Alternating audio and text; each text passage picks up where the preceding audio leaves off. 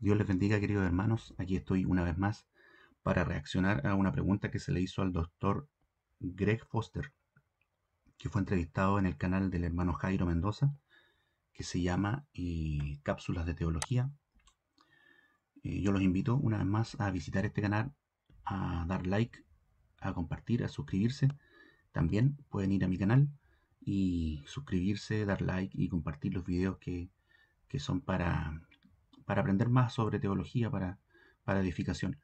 ¿Ya? Entonces, esta vez al doctor Greg Foster se le hizo la pregunta de cuáles son los textos que él utilizaría para afirmar que la Biblia enseña el calvinismo.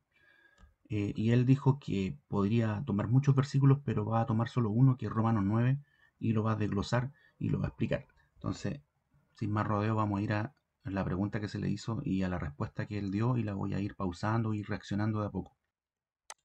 Doctor Foster, ¿cuáles textos bíblicos utilizarías para afirmar que el calvinismo es bíblico? Go ahead. Go ahead. I was ready with this. So Romans 9:14 to 23. If you could bring that up, you can bring it up in Spanish so you don't have to translate it. But Romans 9:14 to 23. Romanos 9, 14 al 23. Si lo pueden poner ahí en la pantalla. The context, while you're getting that, the context is Paul is teaching that God sovereignly chooses whom he will save. El contexto es que Pablo está diciendo que Dios elige a quien salvar. Bueno, el primer error que comete el doctor acá es decir que el contexto de este texto de Romanos 9 es que Pablo está enseñando que a quién va a salvar Dios, quién será salvo y quién será condenado. Pero lo vamos a ver qué realmente dice la Biblia. Romanos 9, él eligió el pasaje acá de Romanos 9 del 14 al 23, pero el contexto no es quién se va a salvar sobre la elección, porque acá habla de la elección de Jacob. Amé a Jacob, pero aborrecí a Esaú, perdón. Y el contexto es que el mayor servirá al menor. O sea, lo que está diciendo Pablo no está estableciendo quién se salva y quién se condena, sino que quién sirve a quién, ¿ya? Eso es lo que está diciendo el contexto, porque esto del mayor servirá al menor es una cita de Pablo a Génesis, ¿ya? Génesis 25, 23, dice así: el Señor le dijo, 2 naciones hay en tu seno, y 2 pueblos se dividirán desde tus entrañas, un pueblo será más fuerte que el otro, y el mayor servirá al menor. Ese es el contexto de lo que está hablando Pablo. Está hablando que Dios escogió a Jacob por sobre Esaú, y está hablando del pueblo de Jacob y el pueblo de Esaú. ¿Ya? Son 2 pueblos.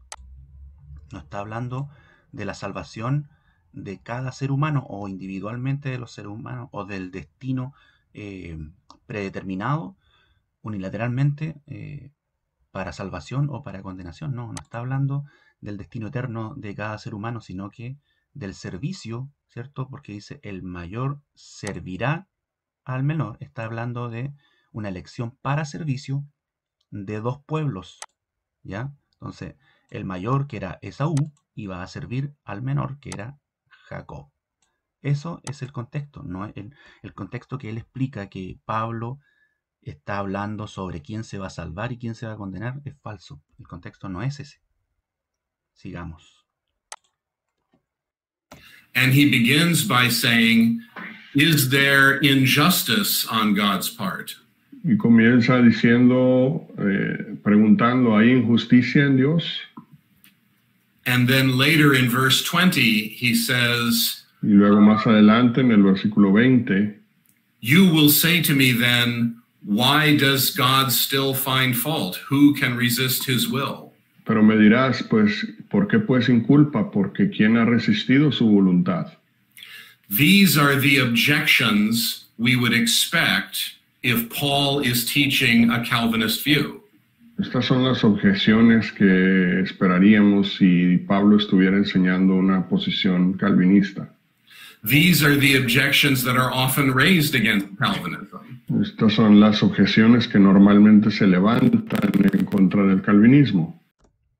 Bueno, aquí él vuelve a decir que por qué me inculpa o por qué o Dios es injusto, que las personas que cuestionan el calvinismo cuestionan a ese Dios maniqueo que elige a algunos pocos para salvación, sin tomar en cuenta sus actos, y a los demás, a la mayoría, los predetermina unilateralmente para condenación, sin tomar en cuenta sus actos y sin posibilidad de arrepentimiento y sin darles fe para que se arrepientan.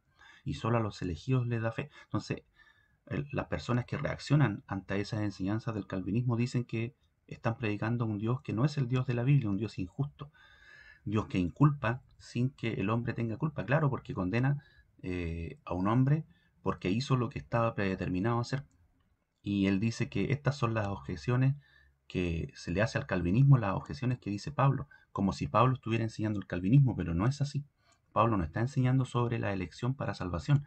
Vuelvo a repetir, está enseñando acá sobre la elección para servicio de un pueblo, no del destino eterno de cada ser humano. Aren't you taking away free will? ¿Acaso no estás eliminando el libre albedrío? Aren't you making God unjust? ¿Acaso no estás haciendo que Dios sea injusto?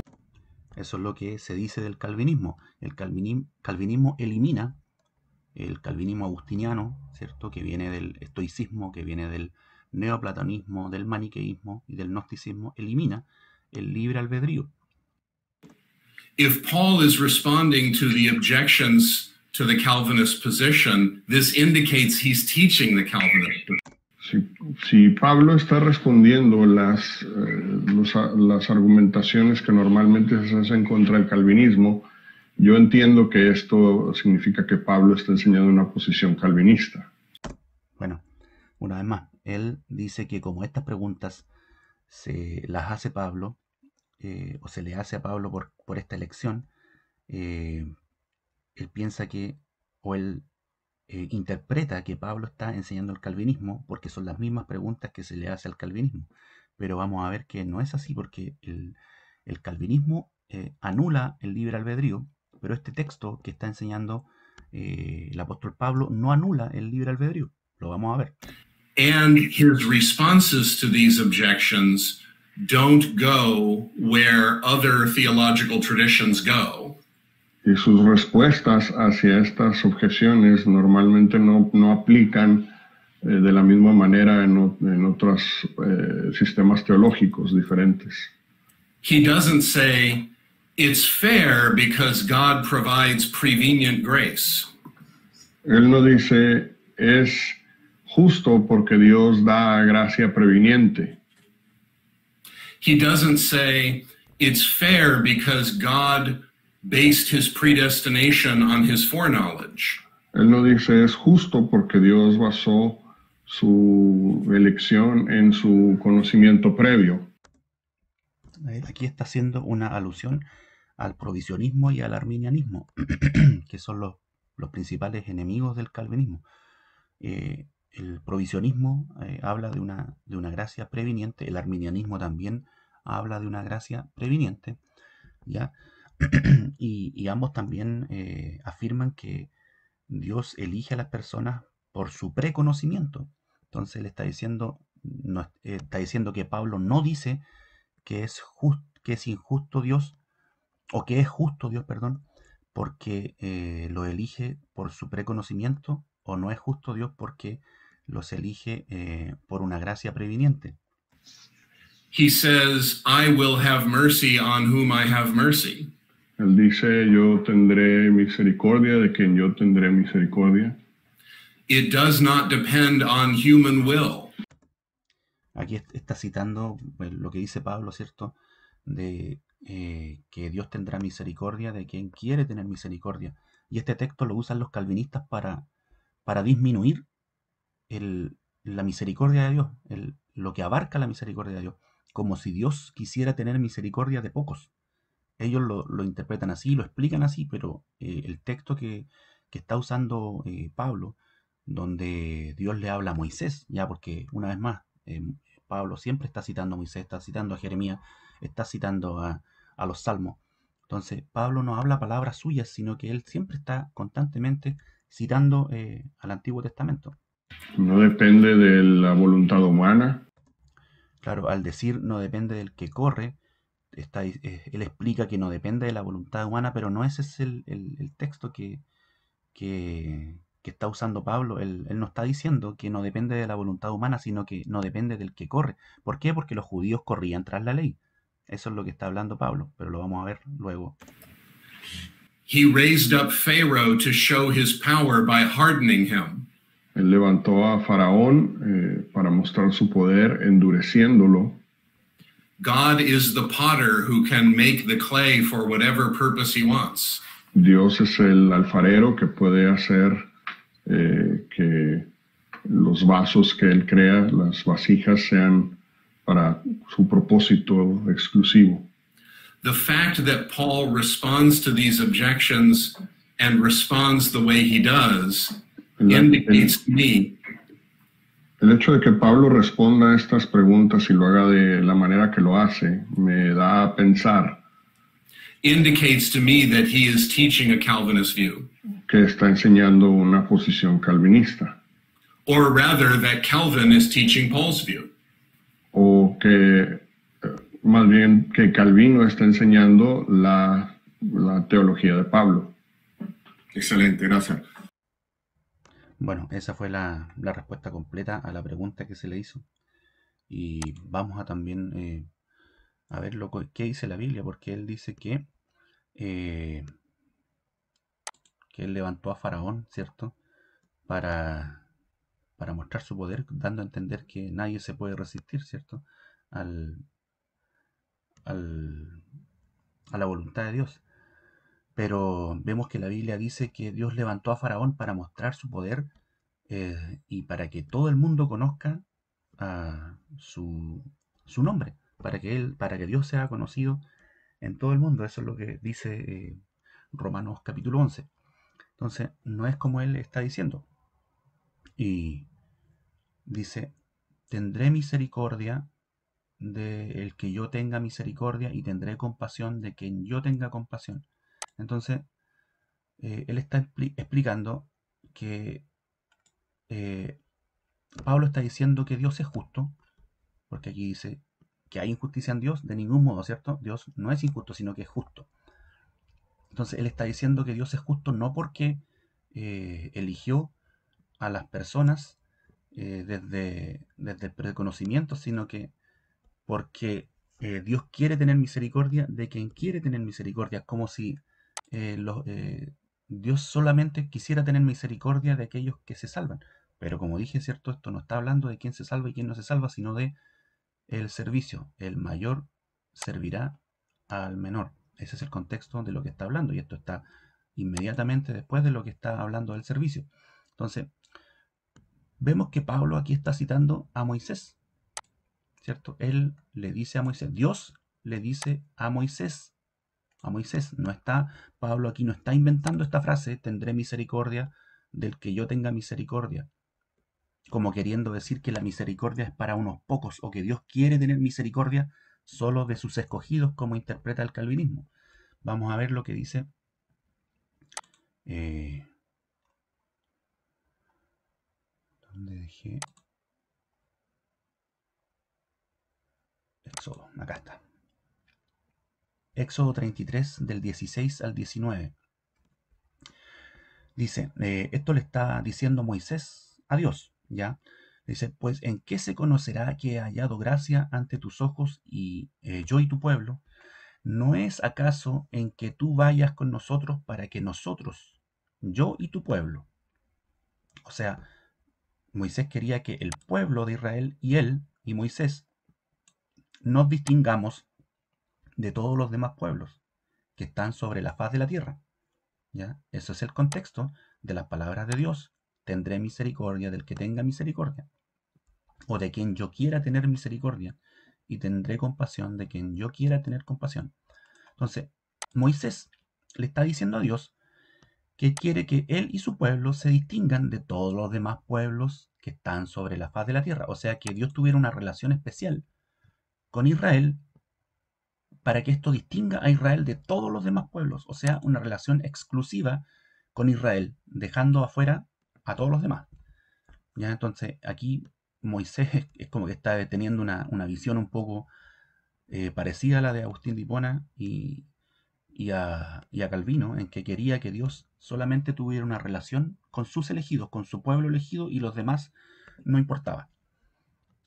Entonces Dios les dice, el Señor dijo a Moisés, también haré esto. O sea, Dios va a tener una relación íntima y especial con su pueblo.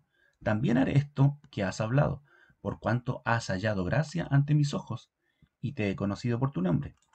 Entonces Moisés dijo, te ruego que me muestres tu gloria, el resplandor. Y él respondió, yo haré pasar toda mi bondad delante de ti, y proclamaré el nombre del Señor delante de ti, y tendré misericordia del que tendré misericordia, y tendré compasión de quien tendré compasión.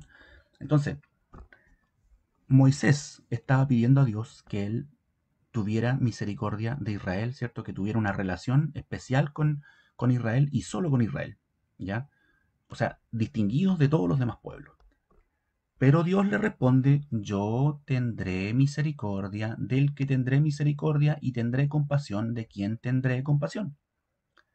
O sea, la respuesta del Señor a Moisés es que Él tendrá misericordia de quien Él quiera tener misericordia y no solo de Israel y de Moisés, ¿ya? No solo de Moisés y el pueblo como distinguidos, sino que Él va a mostrar su misericordia con quien Él quiera, no con quien Moisés le está pidiendo que lo haga. ¿Ya? Él le está respondiendo a Moisés, Dios le está respondiendo a Moisés, que Él va a tener misericordia de quien Él quiera tener misericordia, no quien Moisés quiere que Él tenga misericordia. ¿Ya? Y va a tener compasión con quien Él quiera tener compasión, no con quien Moisés le está pidiendo que tenga compasión. Ese es el contexto verdadero. ¿Ya? ¿Y por qué Dios dice esto? Esto no es algo que Dios se sacó de la manga o una sorpresa o algo que está fuera de todos los planes de Dios, sino que lo dice porque Dios le prometió a Abraham, que es el padre de Moisés, le dijo, en tu simiente serán bendecidas todas las naciones de la tierra. Todas las naciones de la tierra. Entonces, Moisés le está pidiendo a Dios que tenga una relación especial y que tenga misericordia de los hijos de Israel solamente. Pero Dios le dice que no, Él quiere tener misericordia de todas las naciones. En tu simiente, en los descendientes de Abraham también se puede decir, aunque sabemos que en tu simiente quiere hablar de Jesús, ¿cierto? Porque en Jesús iban a ser bendecidas todas las naciones de la tierra, y eso es lo que está hablando el apóstol Pablo, ¿ya? Que Dios quiere tener misericordia de todas las naciones de la tierra, porque está hablando de los gentiles. Ahí lo vamos a ver más adelante en Romanos 9. ¿Ya? Él quiere tener misericordia de todas las naciones, no solamente de Israel y no solamente de Moisés. ¿Ya? Y lo vuelve a repetir en el capítulo 26. Ese fue el capítulo 22, 18. Lo vuelve a repetir en 26, 4 y dice, y multiplicaré tu descendencia como las estrellas del cielo, y daré a tu descendencia todas estas tierras, y en tu simiente, una vez más, que es Cristo, serán bendecidas todas las naciones de la tierra. ¿Cuál es el deseo de Dios? Bendecir a todas las naciones de la tierra. Ya, por eso que Tito 2:11, como vimos en la respuesta anterior, es que Dios trae y manifiesta su salvación a todos los hombres, no solamente a los judíos, no solamente a los elegidos, sino que Él manifiesta su salvación, trae salvación y la muestra para todos los hombres, o sea, todas las naciones de la tierra. Ya, ese es el propósito de Dios, ese es el deseo de Dios, que todos sean salvos, pero solamente se van a salvar los que creen. ¿Ok? Entonces, eso es lo que está hablando Pablo en el contexto verdadero, ¿no? No el contexto que está enseñando él, que Pablo está enseñando sobre la elección, y no. Y él también nombra acá a la visión del profeta Jeremías, donde dice que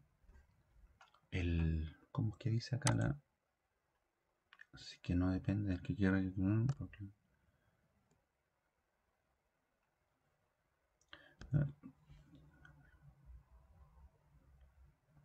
Dice, ¿acaso el objeto moldeado o el vaso, ¿cierto? Podrá decir, ¿por qué me hiciste así? ¿O no tiene el alfarero derecho sobre el barro para hacer de la misma masa un vaso honorable y a otro para uso ordinario? ¿Ya? Entonces él toma este texto de la visión de Jeremías para enseñar que Dios hace personas para condenación y a otros los crea para salvación. ¿Ya? Entonces él dice, toma este texto para decir que Pablo está enseñando que Dios crea algunos vasos para que se salven y a otros vasos para que se condenen, ya hablando sobre el destino eterno de cada ser humano.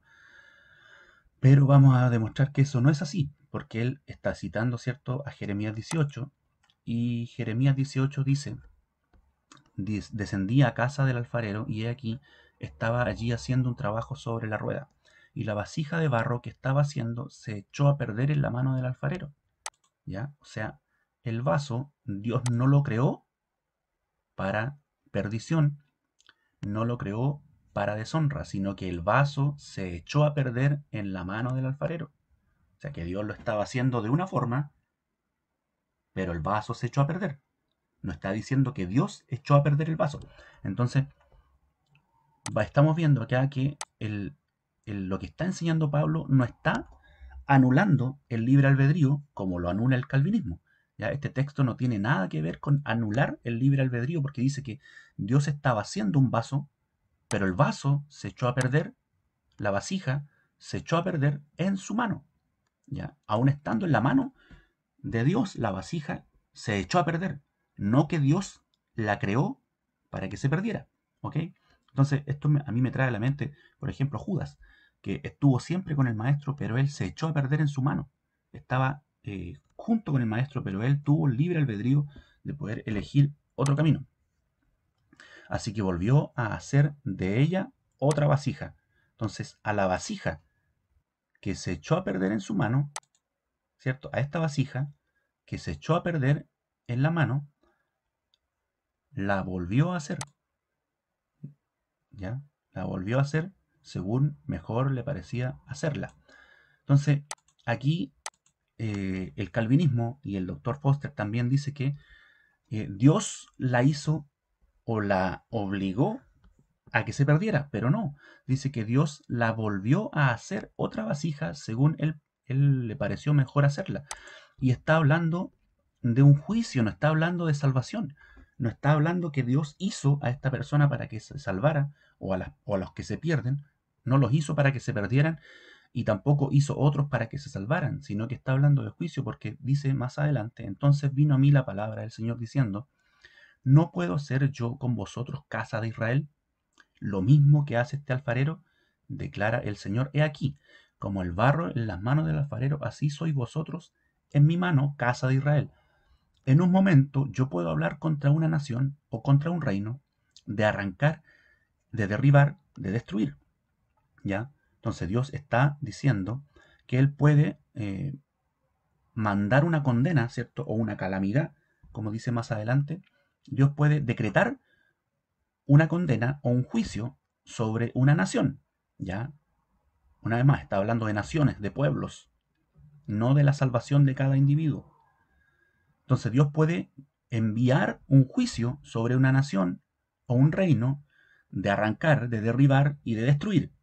Pero si esa nación contra la que he hablado, o sea, la nación de la que Dios determinó un juicio, si esa nación se vuelve de su maldad, ¿ya? Si esa nación se vuelve de su maldad, me arrepentiré del mal que pensaba traer sobre ella. Entonces vemos que lo que está enseñando Pablo en relación a lo que le dijo Dios a Moisés y lo que le dijo Dios a Jeremías, no anula el libre albedrío. ¿Ok? Aquí Pablo no está enseñando que el hombre no tiene libre albedrío, todo lo contrario, está enseñando que sí tiene libre albedrío y que la voluntad de Dios no anula el libre albedrío y el libre albedrío no anula la soberanía de Dios. Porque dice, yo puedo hablar contra una nación, o sea, puedo determinar un juicio contra una nación. ¿Ok? Dios determina un juicio sobre un pueblo. ¿Ya? Pero si esa nación se vuelve de su maldad, me arrepentiré. ¿Ok? Entonces, la respuesta de esa nación, si esa nación se arrepiente y deja de hacer lo malo, Dios también se arrepiente. O sea que Dios reacciona al libre albedrío del hombre. Y Dios no deja de ser soberano porque dice, me arrepentiré. ¿Ya? No quiere decir que el libre albedrío del hombre anula su soberanía, sino que Dios responde a la respuesta del hombre y Dios se arrepiente del mal que pensaba traer sobre ella. No está diciendo que el libre albedrío del hombre anula la voluntad de Dios o la soberanía de Dios, sino que Dios voluntariamente se arrepiente de enviar el mal que había decretado en su soberanía. Y lo vuelve a decir en el sentido opuesto. Puedo hablar acerca de una nación o de un reino, de edificar, de plantar, pero si hace lo malo ante mis ojos, ¿ok? Está diciendo lo mismo, pero a la inversa, ¿cierto? Él puede decretar sobre una nación. Dios decreta de una nación o de un reino sobre edificar, plantar, pero si esa nación hace lo malo delante de mis ojos, no obedeciendo mi voz, tiene que ver con obediencia, ¿ya? La obediencia estimula la respuesta de Dios. Dios actúa de acuerdo a la obediencia, por eso le dice a Israel, si tú obedeces mi pacto, yo te voy a bendecir, pero si desobedeces, yo te voy a maldecir, ¿ya? Si esa nación, ¿cierto?, que Dios había decretado bendecir, y esa nación hace lo malo y desobedece, entonces me arrepentiré del bien que había prometido bendecirlo. Me arrepentiré del bien con el que había prometido bendecirlo. ¿Por qué? Porque Dios está hablando aquí de juicio. He aquí estoy preparando una calamidad sobre vosotros. Es un juicio que Dios está enviando. ¿Ya? Dios va a enviar juicio sobre Israel por su desobediencia. Porque Israel, en su libre albedrío, se echó a perder en la mano del alfarero. ¿Ok? No está hablando del destino eterno de todos los seres humanos. Está hablando del pueblo de Israel. Ya vimos, ¿cierto?, que Pablo está hablando de dos pueblos. ¿Ya? De uno servirá al menor, está hablando sobre los pueblos. Entonces aquí Jeremías está diciendo que Dios va a enviar una calamidad sobre Israel. Pero si Israel se arrepiente, Dios va a tener misericordia. Y así ha sido siempre en la historia. Si Dios, ¿cierto?, decreta que por la obediencia Él va a reaccionar, así es. Y Dios no está anulando el libre albedrío del hombre como enseña el calvinismo, y aún él tiene la desfachatez de afirmar que Pablo está enseñando el calvinismo. Eso es terrible, porque Pablo no está enseñando lo que el calvinismo enseña. El calvinismo enseña que el hombre no tiene libre albedrío y que Dios determina algo sobre el hombre y que el hombre no tiene poder para arrepentirse o de hacer otra cosa. Pero aquí vemos que Dios dice todo lo contrario, que Dios determina algo sobre una nación, pero si esa nación se arrepiente, Dios también se arrepiente de lo que había determinado hacerles. Y esto no lo dice solamente Jeremías, vamos a ver que Ezequiel también dice lo mismo. Ezequiel, el 33, capítulo 33, del 18 al 19, dice Ezequiel, cuando el justo, hablando Dios, ¿cierto? Cuando el justo, quiere decir que hay personas justas, no como el calvinismo dice que no hay ninguno justo. Cuando el justo se apartare de su justicia e hiciere iniquidad, morirá por ello. ¿Ya? Pero voy a empezar de acá del 13 al 15. Dice, cuando yo dijere al justo, ¿ya? Hay justos. Cuando yo dijere al justo, Dios está hablando cuando yo dijera al justo. O sea, podríamos decir que aquí Dios está diciendo, cuando yo determine algo sobre el justo, cuando yo dicte una sentencia o una bendición, ¿cierto? En este caso, porque le está diciendo al justo, de cierto vivirás. Aquí Dios está decretando, está determinando que el justo va a vivir. Dice, y él, el justo, ¿cierto?, confiando en su justicia, hiciera iniquidad, todas sus justicias no le serán recordadas, sino que morirá por su iniquidad que hizo. Entonces, Dios decretó que el justo iba a vivir, pero el justo hizo lo malo, hizo iniquidad. Entonces Dios dice, el justo en vez de vivir va a morir por su iniquidad que hizo. ¿Ya? Dios decretó que iba a vivir, pero el justo cambió su destino, usó su libre albedrío y Dios reacciona a esa respuesta del hombre y Dios se arrepiente, entonces dice, morirá. Pero no dice que morirá porque Dios lo determinó, sino que dice que morirá por su iniquidad que hizo. ¿Ya? No morirá porque Dios determinó antes de la fundación del mundo que esta persona se iba a perder sin tomar en cuenta sus actos. Aquí vemos que Dios toma en cuenta sus actos, porque dice, y él confiando en su justicia hiciera iniquidad. Todas las justicias no serán recordadas, o sea, las justicias que hizo anteriormente no iban a ser recordadas. ¿Por qué? Porque hizo iniquidad. ¿Ya? Entonces, Dios sí toma en cuenta los actos de los hombres para determinar su voluntad. ¿Ya? Y aquí dice lo inverso, igual que en Jeremías. Cuando yo dijere al impío, o sea, cuando Dios decreta o cuando Dios determina su voluntad sobre el impío, diciendo, de cierto morirás, ¿ya? Porque el impío debe morir. Si él se convirtiere de su pecado e hiciere según el derecho y la justicia, si el impío restituyere la prenda, devolviere lo que hubiere robado, y caminare en los estatutos de la vida, no haciendo iniquidad, ¿ya? Si el impío no hace iniquidad, se arrepiente de hacer iniquidad y deja de hacerla, vivirá ciertamente y no morirá. Entonces, si Dios decreta y determina sobre el impío que morirá, pero si él se convierte, ¿cierto? Y se arrepiente y restituye y devuelve y no hace iniquidad, vivirá. Entonces Dios determinó que iba a morir, pero el impío cambió su destino y no morirá, dice, sino que vivirá. ¿Ok? Entonces Dios no anula el libre albedrío del hombre, como está enseñando el doctor Foster sobre los textos que Pablo está citando, sino que es todo lo contrario. Dios no anula el libre albedrío. Y el libre albedrío no anula la voluntad de Dios. Dice nuevamente Ezequiel 33, del 18 y 19, dice, cuando el justo se apartare de su justicia e hiciere iniquidad, morirá por ello. ¿Ya? Lo aclara. Dice que morirá porque hizo iniquidad. ¿Ya? Morirá por ello, no porque fue determinado, no porque fue condenado desde antes de la fundación del mundo, ¿cierto? Unilateralmente para ser condenado, sin tomar en cuenta sus actos, sino que morirá por ello, porque hizo iniquidad. Entonces Dios sí toma en cuenta los actos de los hombres para su destino eterno. Y cuando el impío se apartare de su impiedad e hiciere según el derecho y la justicia, vivirá por ello. O sea, el impío se puede apartar de su impiedad y puede hacer según el derecho y la justicia.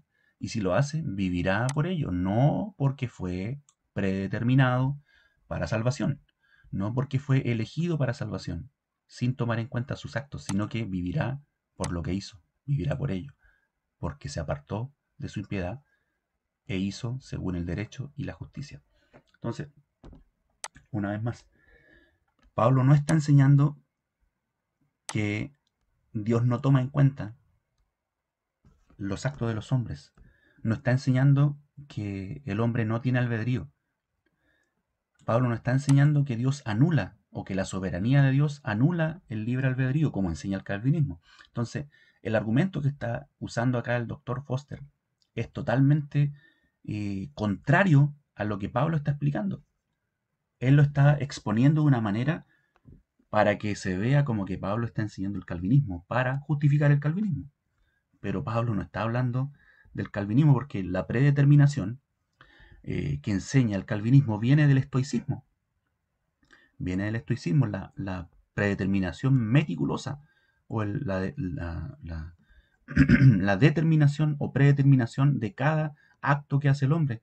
Sproul dijo una vez que la predeterminación de Dios, él predetermina incluso hasta las burbujas que trae la Coca-Cola, así de meticuloso. Y esa predeterminación meticulosa viene del estoicismo.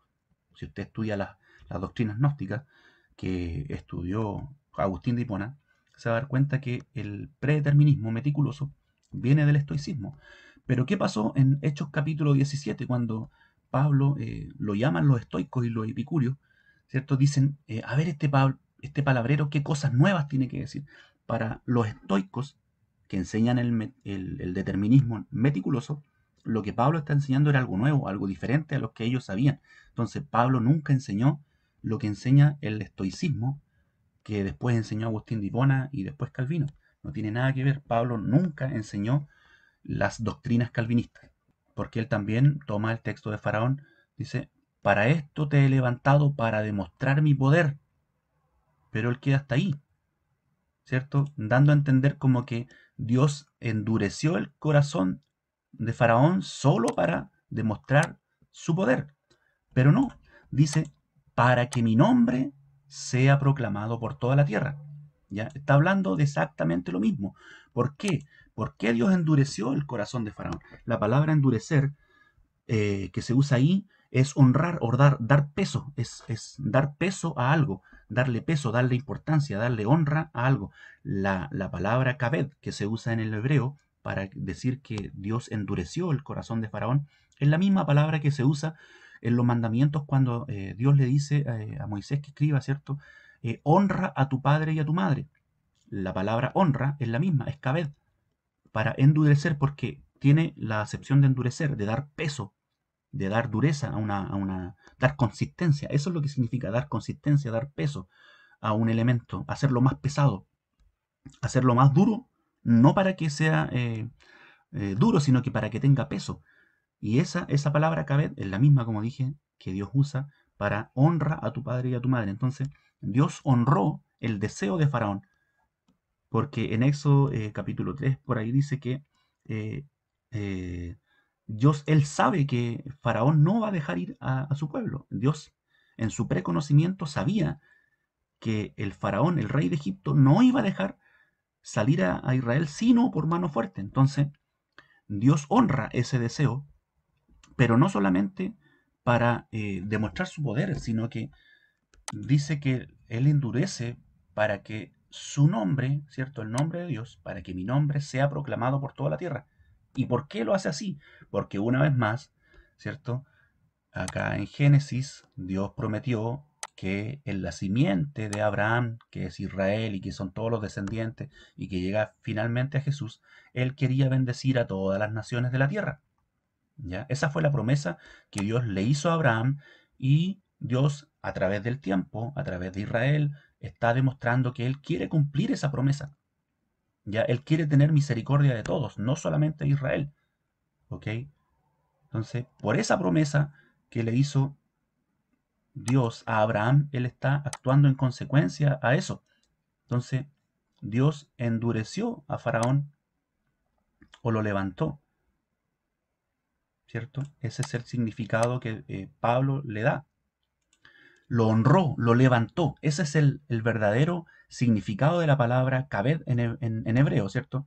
Aquí Pablo en griego le está dando el significado que él entiende. Pablo entiende el endurecimiento de Faraón como que Dios lo ha honrado, lo ha levantado, ¿cierto? Porque esa misma palabra se usa para honrar a tus padres y a tu madre, para que tengas vida, es la misma palabra, ¿ya? Entonces, el significado de que Pablo le da a endurecer es levantar, honrar. ¿Y para qué? Para que Dios sea proclamado por toda la tierra, porque el propósito de Dios es que bendecir a todas las naciones de la tierra. Así que no es del que quiere, perdón, así que del que quiere tiene misericordia y a quien quiere endurece. Entonces, a quien quiere tiene misericordia no quiere decir que quiere tener misericordia de unos pocos, ya como leímos en Éxodo 33, sino que Él quiere tener misericordia de toda la tierra. Eso es lo que dice, ese es el contexto.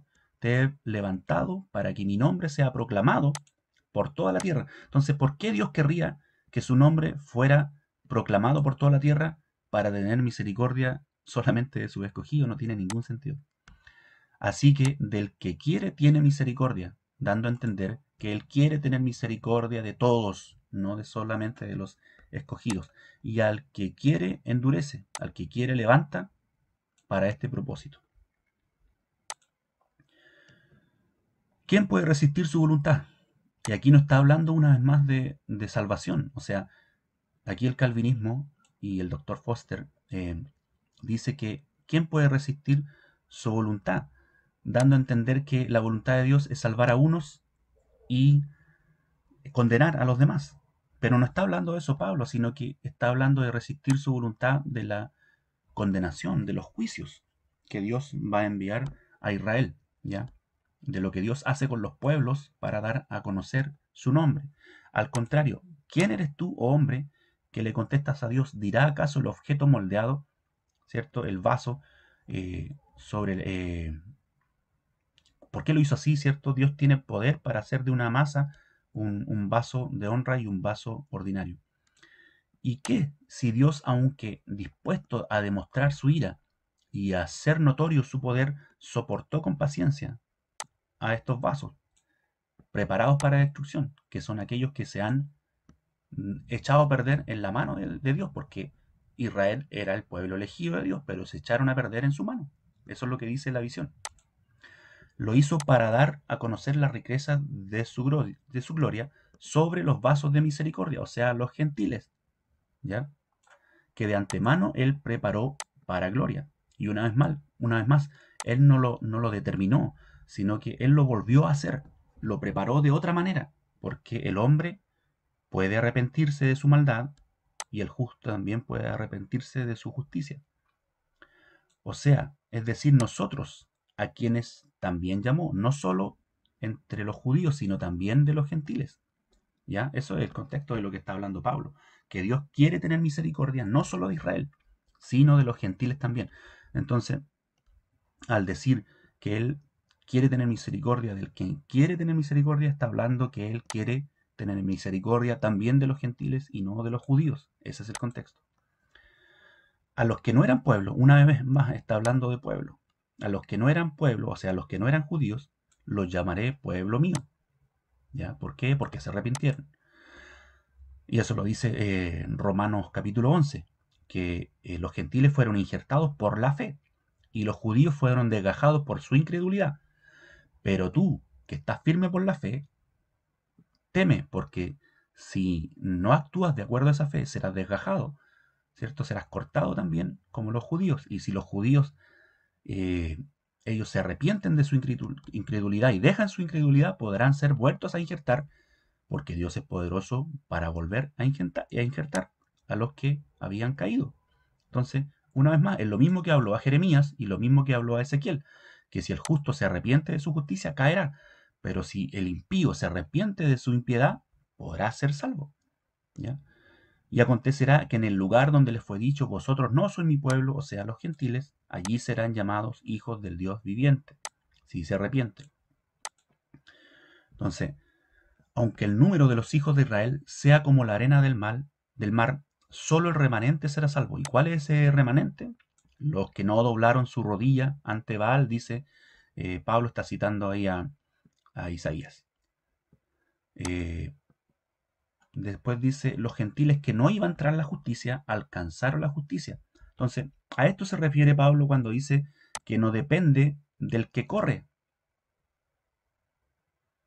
¿Por qué? Porque los judíos iban tras la justicia por la ley, ¿ya? Entonces no depende de ir o de correr tras la ley, no depende del que corre, o sea, no depende del judío que corre, sino depende de Dios que tiene misericordia. ¿Ya? Entonces dice que los gentiles no iban tras la justicia, alcanzaron la justicia. Es decir, la justicia que es por la fe, no por la predeterminación. Pero Israel, que iba tras una ley de justicia, ¿ya? Israel corría como Esaú corrió, ¿cierto? Eso es lo que está graficando aquí Pablo. Israel corrió tras la justicia como Esaú corrió a buscar la comida para su padre, para su bendición, ¿cierto? Pero no la alcanzó, sino que la alcanzó su hermano, el menor. Entonces el mayor servirá al menor. No alcanzó esa ley. ¿Por qué? Porque no iban tras ella por fe, sino como por obras. Entonces aquí dice que la salvación no es por obras, sino por fe. ¿Ya? Israel no la alcanzó porque no iba por ella por fe, sino que iba por obras, y tropezaron con la piedra de tropiezo. Aquí donde dice el verso 16, así que no depende del que quiere ni del que corre. Ya vimos que se refiere a los que querían ser justificados por la ley y corrieron tras la ley, como Esaú corrió tras la justificación o tras la primogenitura de su padre yendo a buscar la comida, ¿cierto? Para hacer su comida que le había pedido su padre. Él corrió. Así grafica Pablo que Israel corrió tras esta justicia, pero por la ley, no por la fe. Entonces no la alcanzaron. Entonces no depende de correr por la ley, ya no depende del que corre, sino que depende de Dios, que tiene misericordia. Yo he escuchado muchos calvinistas que hablan de esta frase como dando a entender que Dios quiere tener misericordia de unos pocos, ¿ya? Entonces ellos dan a entender como que no depende del que quiere ni del que corre, sino del que Dios tiene misericordia. No, está explicando Pablo que no depende de correr tras la ley, ¿cierto? No depende de ir tras la justicia de la ley, sino que depende de Dios, ¿ya? Depende de Dios que tiene misericordia. No depende de Dios que quiere tener misericordia de unos pocos, no dice eso, dice depende de Dios que tiene misericordia. Y ya vimos que Dios quiere tener misericordia de todos, de todas las naciones, ¿ya? Ese es el verdadero contexto de Romanos capítulo 9. Así que lo que dice el doctor Foster acá es totalmente erróneo, ajeno al contexto real de lo que está hablando Pablo. Pablo no está hablando de elección, sino de servicio, ¿ya? No está hablando de salvación, sino que está hablando de servicio. Está hablando de la elección de Jacob sobre Esaú para elegir al pueblo de Israel, para que el pueblo de Israel sea luz y sea bendición para todas las otras naciones. Ese es el contexto de Romanos capítulo 9. Y 9, 10 y 11 de Romanos es lo mismo, es un bloque, es un fragmento de 3 capítulos donde habla de lo mismo, de la elección de Israel. Entonces, no podemos sacar el capítulo 9 de este fragmento. Romanos 9, Romanos 10, Romanos 11, es todo un bloque donde Pablo está enseñando la elección de Israel para que a través de Israel todas las naciones sean bendecidas, como Dios lo prometió a Abraham. Ese es el contexto. Entonces no podemos sacar el capítulo 9 y darle otro significado que no tiene. Aquí Pablo no está hablando de la elección para salvación, sino está hablando de una elección para servicio. Lo mismo pasa cuando Jesús le dice a los 12, no me escogieron vosotros a mí, sino que yo os escogí a vosotros. ¿Ya? Entonces, Dios está hablando de una elección para servicio. ¿Cómo lo sabemos? Porque si Dios acá estuviera hablando de una elección para salvación, si Pablo estuviera hablando en el capítulo 9 de una elección para salvación, todos los judíos que fueron elegidos se habrían salvado. Pero Romanos capítulo 11 dice que no, que muchos cayeron de la gracia por su incredulidad. Y lo mismo pasa cuando Jesús le habla a sus discípulos, no me escogisteis vosotros a mí, sino que yo los elegí a vosotros, a los 12. Está hablando a los 12 discípulos. Si Jesús les hubiera estado hablando a los 12 sobre una elección, yo los he elegido a vosotros para salvación, entonces los 12 se habrían salvado, porque estaba hablando de elección para salvación. Pero no, está hablando Jesús de una elección para un servicio, que es enseñar, ¿cierto? Ustedes me serán testigos acá, en Jerusalén, en Judea, en Samaria, y en todas las naciones de la tierra. Eso es lo que Jesús le encargó a los que eligió. No está hablando de elección para salvación, porque si lo hubiera elegido para salvación, una vez más, repito, se habrían salvado los 12. Y si acá Pablo estuviera hablando de elección para salvación, se habrían salvado todos los judíos. Y acá, mire, para ir terminando, en el versículo 30 del capítulo 9, ¿cierto?, de Romanos, aquí dice Pablo, ¿qué diremos pues? Esta frase, ¿qué diremos entonces? ¿O qué diremos pues? es una frase que significa, bueno, ¿qué es lo que quiero decir con todo esto que argumenté anteriormente? ¿Qué es lo que quiero decir con todo esto, con todas estas citas que hizo de Jeremías, que hizo de Moisés, ¿cierto? De Génesis. ¿Qué es lo que quiere decir Pablo con todo esto? ¿Cuál es la conclusión? ¿Qué quiero concluir con todo esto? Si Pablo hubiese querido enseñar lo que dice el doctor Foster, que aquí Pablo está enseñando sobre el calvinismo, que está enseñando sobre elección para salvación, aquí en la conclusión, ¿cierto? ¿Qué diremos pues? Aquí Pablo hubiese dicho, bueno, la conclusión de todo este mensaje es que Dios eligió a algunos para ser salvos sin tomar en cuenta sus actos y a los demás los dejó en su perdición o los predeterminó para que se perdieran, ¿cierto? Sin posibilidad de arrepentimiento y sin tomar en cuenta sus actos. Esa sería la conclusión a la que llega el doctor Foster. Pero no es la conclusión que está hablando Pablo, ¿ya? Porque, una vez más repito, si Pablo hubiese querido decir todo eso, lo habría dicho aquí en la conclusión. Pero, ¿qué dice la conclusión de todo el capítulo? Dice, los gentiles que no iban tras la justicia, alcanzaron justicia, es decir, la justicia que es por fe, no por la ley. Entonces, los gentiles alcanzaron la justicia por la fe, no por la elección. ¿Ok? Si Pablo estuviera enseñando sobre elección, habría dicho, concluimos entonces que los gentiles fueron salvos por la elección, o los que son salvos porque Dios eligió salvarlos. No, Pablo no concluye eso. Dice que los gentiles alcanzaron la justicia, que es por fe, no por elección ni por predeterminación al azar. Pero Israel, que iba tras una justicia, no alcanzó esa ley. ¿Por qué? Porque no iban tras ella por la fe, sino como por obras. Tropezaron en la piedra de tropiezo. Como está escrito, pongo en Sion una piedra de tropiezo, una roca de escándalo. El que en él crea no será avergonzado. Entonces, ¿cuál es la conclusión de Pablo? Que los que van tras la ley van a tropezar con Cristo, porque la salvación es a través de la fe en Cristo sin las obras de la ley. Ese es todo el discurso de Pablo. La mayoría de sus cartas habla de eso, que somos salvos por gracia mediante la fe y no por obras, ya no por las obras de la ley.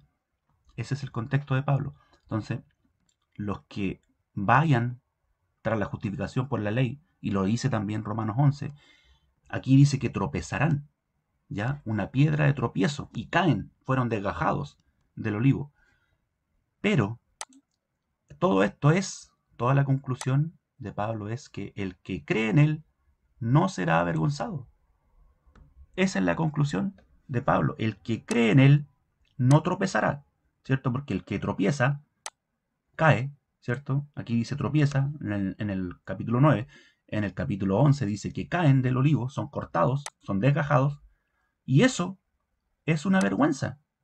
Caer de donde estaba, de la gracia. Pablo le dice a los Gálatas, ustedes cayeron de la gracia, porque estaban en la gracia, ¿cierto? Estaban en la fe, pero renunciaron a la fe para ir tras la ley. Entonces, tropezaron con Cristo, cayeron de la gracia, fueron cortados del olivo, ¿ya? Pero el que en él cree no será avergonzado, o sea, no caerá, porque caer es una vergüenza. Entonces, el que cree en él no será avergonzado. Eso está hablando Pablo, no está hablando que Dios eligió unilateralmente a algunos para salvación, sin tomar en cuenta sus actos, sino que dice que el que crea en él no será avergonzado. Es todo lo contrario a lo que cree el calvinismo y todo lo contrario a lo que argumentó acá el doctor Foster.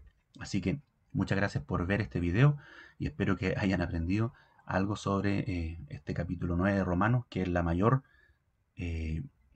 defensa que tiene el calvinismo sobre su doctrina. Y vemos que es totalmente falsa. El calvinismo es falso, es gnóstico, es estoico, es neoplatónico, es maniqueo, pero no es bíblico. Dios les bendiga.